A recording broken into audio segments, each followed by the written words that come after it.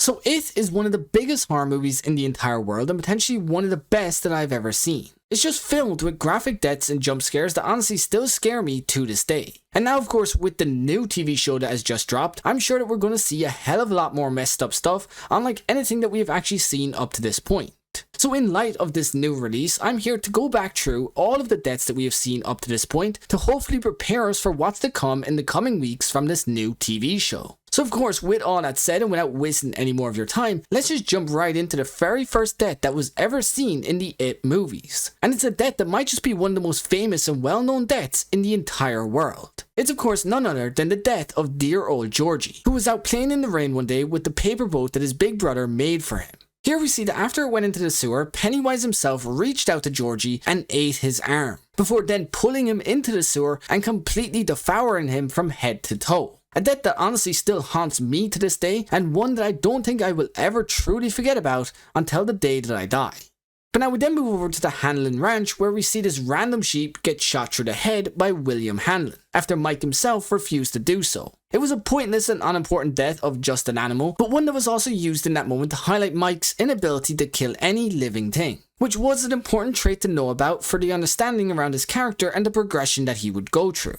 Now we then later hear about a missing girl known as Betty Ribson, who we later discovered to have been killed by Pennywise himself deep in the sewer system. We don't actually ever see her die, but we do see her and a couple of other zombies while Patrick is searching through the sewers. And then again much later in the movie, when the group is also searching the well house, we also see her half dissected body hanging from the ceiling in one of the rooms. Again basically confirming her to be dead and likely killed by Pennywise himself. Now of course shortly after this we also see Pennywise show up in the sewers and devour Patrick completely, leaving nothing for anyone to find. However, we do also see in movie 2 that he does come back as a zombie version of himself. Although it isn't completely clear to us at this time if that is just a manifestation of Henry's fucked up head, or if that is actually Patrick returning to us as a zombie. Either way, it confirms what we already know, that Patrick has been killed by Pennywise himself deep in the sewer system.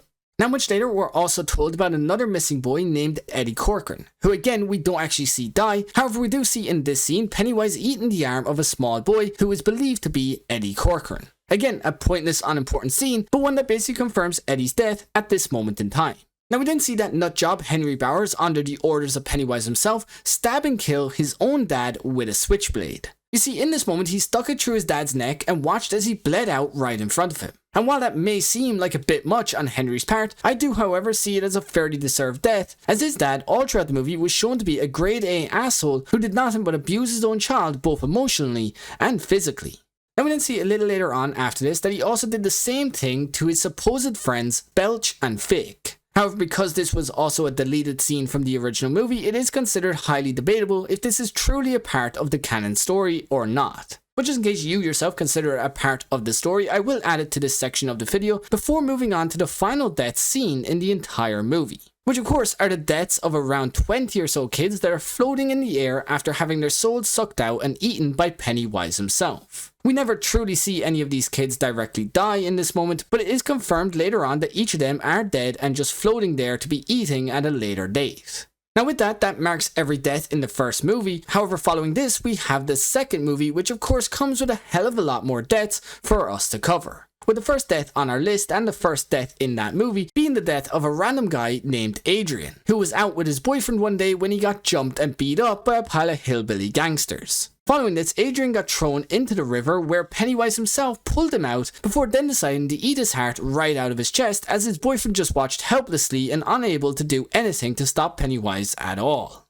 Now following this and a little later in the movie, Stanley, after finding out that it has returned, decides to just kill himself rather than to face the monster all over again. A decision that at the time seemed extreme and kinda stupid, but one that actually went on to play a crucial role in the outcome of the story and in the outcome of stopping it itself.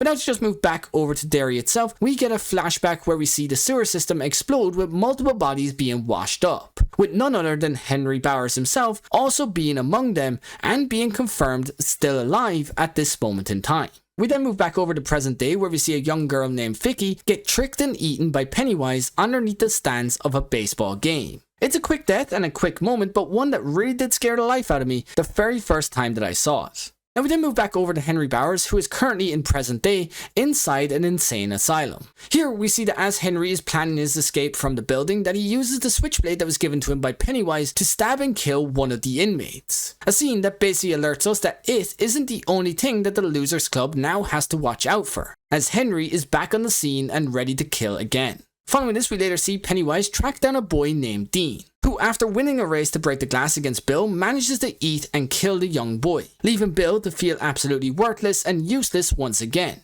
as this is yet another small child that he was not able to save in that moment.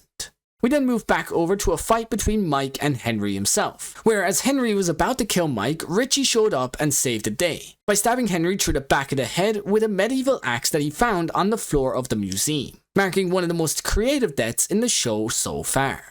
We then skip ahead to the final confrontation between the losers and Pennywise himself, where we get one of the most heartbreaking deaths in the entire movie. It's of course the death of Eddie himself, who was stabbed through the back after attempting to save Richie. It wasn't a quick death by any means, and one that Pennywise seemed to take great pleasure in doing, which in my opinion just served to make it that much more sad and heartbreaking in that moment. However, shortly after this, we'd actually get the final death of the movie and one of the most satisfying deaths of all time. It's of course the death of Pennywise himself. For see, after Mike realized that it's only by them being scared of him that he gains any power at all. And if they don't feel scared and in fact make him feel small and worthless, then they can gain the upper hand, which was of course what happened when they forced him into a tiny form with a beating heart. A heart that they could then rip from his chest and destroy with their bare hands. Of course killing him and marking the final death of the entire It universe up to this point. However, once again, with that new release of the Welcome to Derry TV show that we just got, I'm sure that we're going to get a hell of a lot more deaths to cover in the coming weeks. So of course, if you'd like to see the video of me covering all of the deaths that happen in that TV show, then be sure to subscribe to the channel down below so that you don't miss that video when it finally drops. However, for now, and with all of that said, that's going to do it for me and this one. I do hope you all have a great rest of your day or night wherever you are, and peace.